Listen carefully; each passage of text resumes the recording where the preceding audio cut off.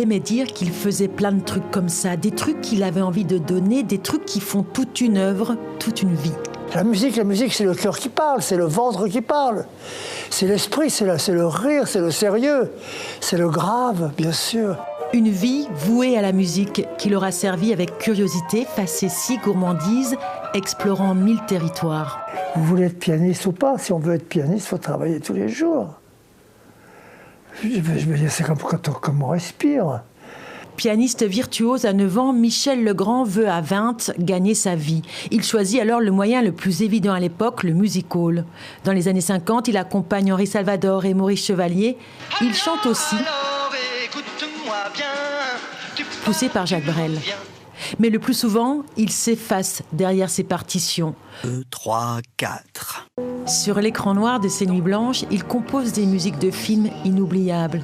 Steve McQueen et Faye Dunaway se sont aimés sur ces notes, s'échangeant dans l'affaire Thomas Crown, le plus long baiser jamais vu au cinéma.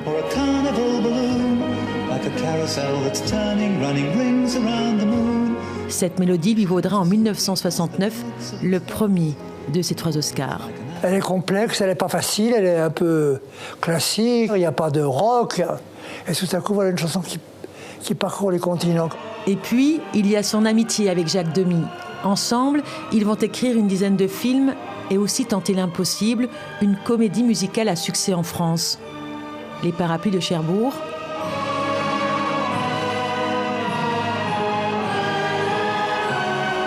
Palme d'Or à Cannes en 1964. Ils approfondissent leur travail insolite dans Les Demoiselles de Rochefort. Mi fa sol la mi ré mi fa sol sol sol ré do, toutes deux demoiselles ayant une... Il faut débuter tout le temps. Quand on débute, on a toutes les audaces, parce qu'on ne sait pas très bien ce qu'on fait.